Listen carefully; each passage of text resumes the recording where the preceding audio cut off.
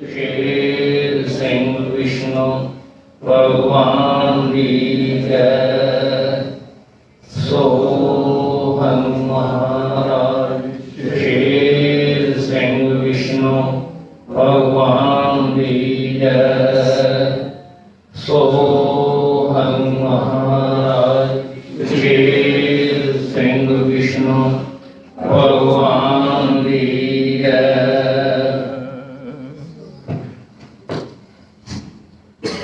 सत्कारयोग हर संगत जीओ,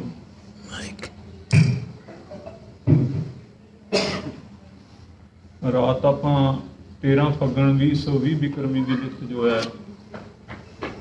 ਉਹਦੀ ਵਿਚਾਰ ਕਰ ਰਹੇ ਸੀ। ਜਿੱਥੋਂ ਆਪਾਂ ਛੱਡੀ ਸੀ ਉਹ ਪੂਰੀ ਕਰਾਂਗੇ। ਕਲਯੁਗ ਦਾ ਸਾਡੇ ਉੱਤੇ ਅਸਰ ਕੀ ਹੈ? ਵੀਰ ਜੀ ਨੇ ਲਿਖਤ ਪੜ੍ਹੀ ਸੀ, खून नालों खून दा अलग हो गया।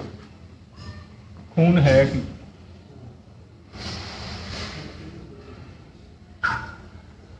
आपां किनू खून मानने आ, अकाल पुरख किनू खून कहंदा।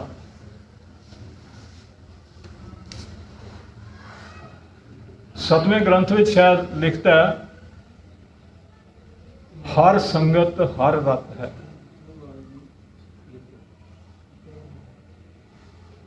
भगवान का शरीर अगर मन्निया जाए, भगवान का जो सिस्टम है वह काहदे नाल चलदा? साडा शरीर खून नाल चल रहा और भगवान का जो सिस्टम है वो संगत नाल चल रहा। ते साडा जिहड़ा संगत रूपी अकाल पुरख का खून है, असीं खून तो वख हो गए।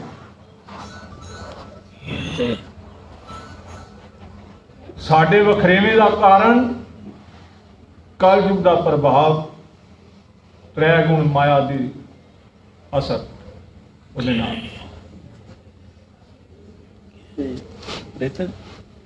ते महाराज अगे शब्द जो चल रहा सी, कहंदे सामने लग करो।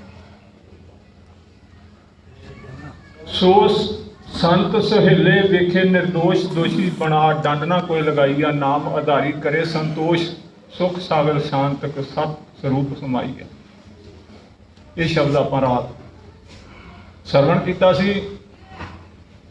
सुख किनू होएगा? सुख सागर विच कौन रमेगा, कौन चलेगा? उहदे इस दुनिया दे त्रै गुण दे हड़े हुए समुंदर नूं छड्ड के अकाल पुरख दे समुंदर विच कौन तोबियां लाएगा, कौन तारी तरेगा? किनू आत्मक रस मिलेगा? वो संत रूप होणगे जिन्होंने कोई दंड नहीं दे सके। अकाल पुरख दे हो जाएंगे। ज्योति जो स्वरूप पर आप अपनी कृपा कर। देवनहारा सच्चा वर, धुर दा लेखा आप जनाई आ। ये महाराज खुद दस रहे। ਇਹਦੇ ਵਿੱਚ ਕਿਸੇ ਦਾ किंतु परंतु नहीं चल रहा। कलयुग कहे प्रभ तेरे केड़े भगत, जिन्हां देवें वडियाई आ। वो किदां दे ने? किन्हां नूं तू गिणना कि मेरे ने? मैं बचिया रहन ना दिता कोई जगत, घर घर अपना हुक्म वरताईदा। हर शरीर उत्ते मेरा प्रभाव चल रहा। कलयुग कहंदा मैं किसी नूं बख्शिया नहीं, ते फिर तू किनू भगत कहना? इहो जिहा किहड़ा बचिया जिहड़ा अज भी तेरा हुक्म मन रहा? दर दर वेखे बूंद रक्त, रग रग अपनी कार कमाईया। सेवा विच पैण नहीं दिता फर्क। मेरा जो समा वंडिया गया, मैनू तू ना दिता। कलयुग का जो मेरी ड्यूटी सी, जिम्मेवारी सी, मैं बाखूबी निभाई है। मैं सेवा विच कोई फर्क नहीं होने दिता। ज्योति जो स्वरूप पर आप अपनी कृपा कर। इको देना धुरदा वर, दर तेरा नजरी नहीं। धुरदा हक सही हुक्म फैसला अगर कोई दे सकता तो वो एक तेरा दर मैनू नजर आउंदा। दूसरे कितों कोई उम्मीद नहीं सही फैसला मिलन दी। भगवान कहे कलयुग सुन, कल काती दियां समझाई आ। तेरे कोल की है? कल दी कैंची है। कल काती दियां समझाई आ। 184 विचों गुरमुख थोड़े चुन, चरण कमल दियां सरन आई आ, मेरे हथ गुण अवगुण उन्हां दा सब कुछ हिसाब किताब मेरे को है। मेरे हथ गुण अवगुण पतत पापी पवित कर पार कराइया, ज्योति जो स्वरूप आप अपनी कृपा कर देवनहारा सच्चा वर साहिब सुल्तान दया कमाई। कलयुग कहे प्रभ भगत केड़ा, सच सच दे जनाइया, अविनाशी करता कहे जिस ग्रह मंदिर अंदर मेरा डेरा। जिस शरीर विच आत्मा विच मैं निवास करना, फिर भगत कौन होया? भगवान। बंदा नहीं, शरीर नहीं, भगवान दी अंश आत्मा। शरीर दे अंदर जिस आत्मा उत्ते भगवान प्रकाशवान है, जिस ग्रह मंदिर अंदर मेरा डेरा, सच सिंहासन शोभा पाई। कलयुग कहे मैं करा झेड़ा, झगड़ा अपना आप रखाईया। मेरा इस चीज का विरोध है, मैं सहमत नहीं। पुरख अकाल कहे मैं बना बेड़ा, उन्होंने बेड़ा बनने वाला, उन्होंने प्यार कराने वाला, चलाने वाला मैं, जिन्हों से अपना हाथ टिकाई, जिन्हों का मैं मददगार हो जाना, सहायक नहीं बन जाना। कलयुग कहे मैं देवा गेड़ा, प्रति लख पुआइया। मैं उन्होंने मत बदल देना, सोच बदल देना। श्री भगवान कहे मैं नेड़ा नेड़ा संत सुहेले रहा कराइया। कलयुग कहे मेरा छोटा पुत नौजवान एक बथेरा। 184 भरम भुलाइया। दीन दयाल कहे मैं शाह सुल्तान शहनशाह से शेरा। मैं शेर हाँ, महाबली ताकत हाँ, शेरां दा शेर बलधारी सिंह अपना जोर प्रगटावा, जिसका सानी नजर कोई ना। शेर सिंह ना क्यों रखिया? नेक लंग जामे विच महाराज ने उस शरीर दा जिस दे अंदर अपनी जोत प्रकाश की। महाराज कहते शेरां दा शेर बलधारी सिंह अपना जोर प्रगटावा, जिसका सानी नजर कोई ना। शाह सुल्तान शहनशाह शेरा, भगत अपना नाम लगाइया।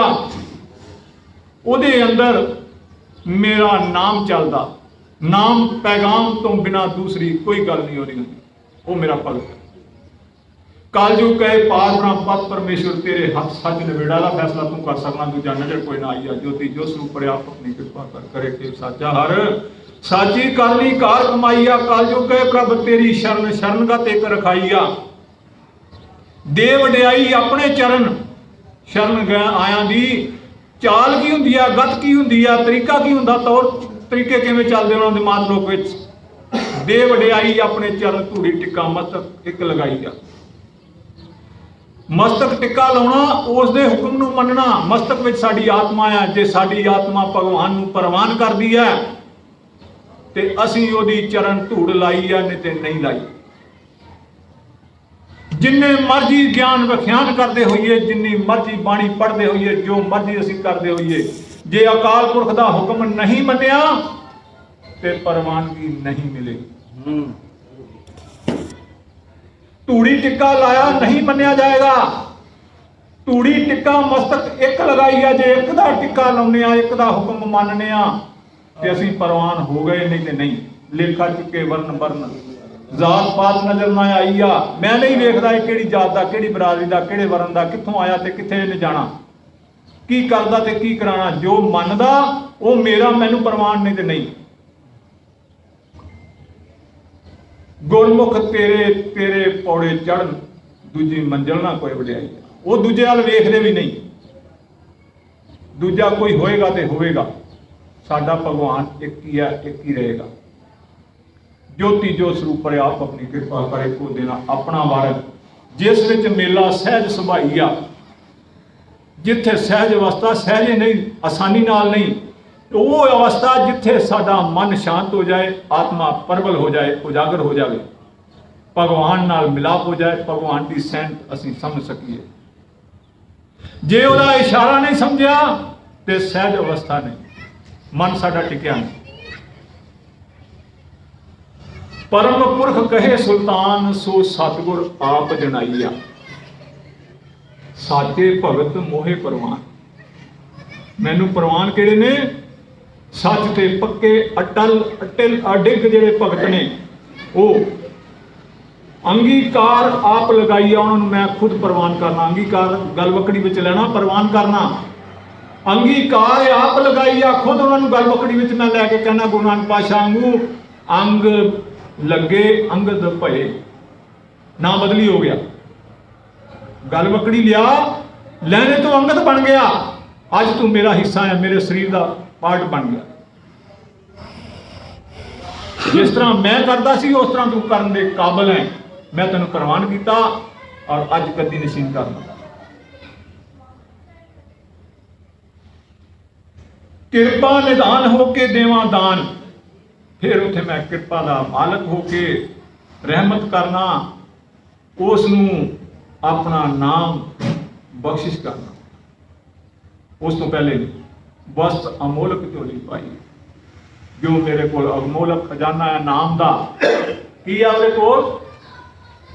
माल धन, धन माल ना कोई पल्ले दमड़ा, शब्द वास्ते कपड़ा पाल, शब्द की सोझी दे देना, नाम की दात बख्शिश कर देना। आत्म परमात्मा सच्चा गान, वो फिर परवान कर दिया कि मेरी आत्मा उस परमात्मा की अंश है।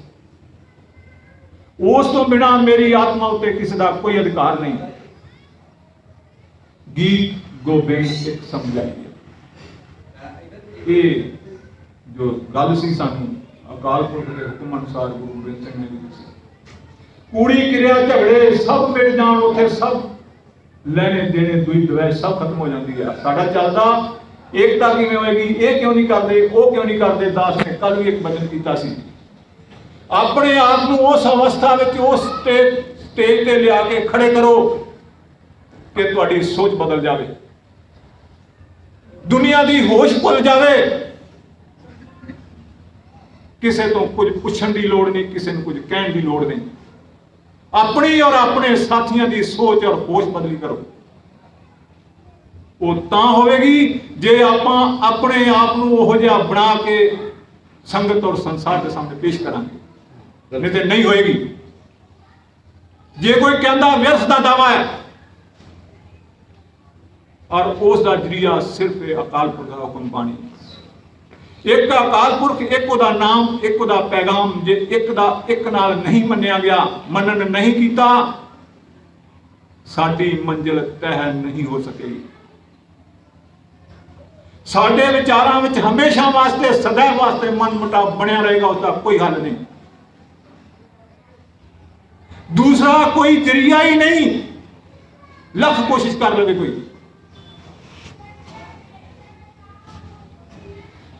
कूड़ी क्रिया झगड़े सब मिट जान, महाराज कहते सब खत्म हो जाएगा। अटल फैसला, वार्ता चलती होए जिन्हों आप सुनने ही तैयार नहीं होंगे। साडा फैसला किवें होएगा, हुक्म किवें मनांगे, मुकाम किवें पहुंचांगे, सवाल ही नहीं पैदा होंदा। सानू नींद प्यारी है, दुनिया के कारो विहार प्यारे ने, भगवान नाल साडा वास्ता ही नहीं रह जाता। सब खाम खा दी गल्लां रह जांदियां।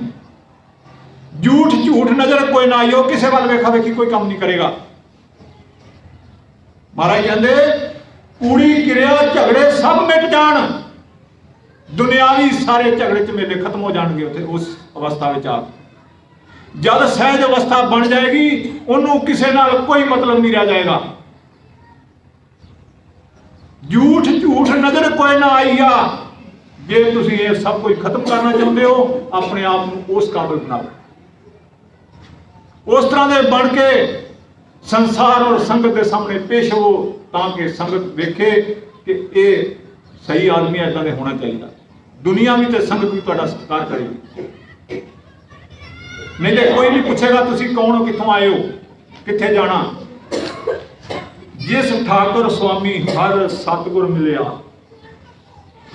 जिसकी रहनुमाई, वो कौन होगा? जिसकी रहनुमाई सतगुर शब्द करेगा।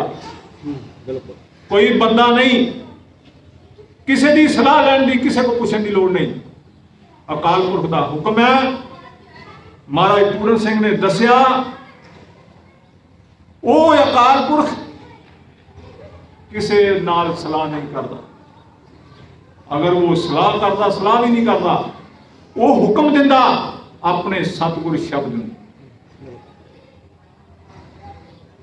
ਜੇ ਤੁਹਾਡਾ ਇਸ਼ਟ ਦੇਵ ਅਕਾਲ ਪੁਰਖ ਕਿਸੇ ਦੂਸਰੇ ਨਾਲ ਸਲਾਹ ਨਹੀਂ ਕਰਦਾ ਤੇ ਤੁਹਾਡਾ ਧਰਮ ਹੈ, ਤੁਸੀਂ ਵੀ ਕਿਸੇ ਦੂਸਰੇ ਨਾਲ ਸਲਾਹ ਨਹੀਂ ਕਰਦੇ। ਆਪਣੇ ਸਤਿਗੁਰ ਨਾਲ ਸਲਾਹ ਕਰਨੀ ਹੈ। ਉਹ ਸਤਿਗੁਰ ਜਿਹੜਾ ਤੁਹਾਡੇ ਅੰਦਰ ਰਹਿੰਦਾ, ਬਾਹਰ ਲੱਭਣ ਦੀ ਲੋੜ ਨਹੀਂ। ਉਹਨੂੰ ਬਾਹਰ ਲੱਭਣ ਨਹੀਂ ਜਾਣਾ ਮੰਦਰਾਂ ਮਸਜਿਦਾਂ ਚਰਚਾਂ ਵਿੱਚ।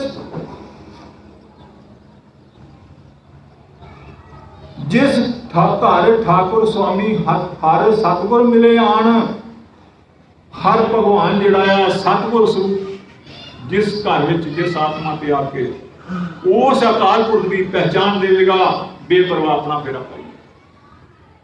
ਉੱਥੇ ਉਹ ਅਕਾਲ ਪੁਰਖ ਜੋ ਬੇਪਰਵਾਹ ਹੈ, ਕਿਸੇ ਦੀ ਪਰਵਾਹ ਨਹੀਂ ਕਰਦਾ, ਸਾਰਿਆਂ ਤੋਂ ਜੋਰਾਵਰ ਹੈ, ਤਾਕਤਵਰ ਹੈ, ਸ਼ੇਰ ਹੈ, ਆਪਣੇ ਨਾਮ ਦੀ ਪੈਗਾਮ ਦੀ ਸ਼ੇਰ ਦੇ ਤਰ੍ਹਾਂ ਤਾਕਤਵਰ ਹੋ ਕੇ ਬੇਪਰਵਾਹ ਹੋ ਕੇ ਭਬਕ ਮਾਰਦਾ।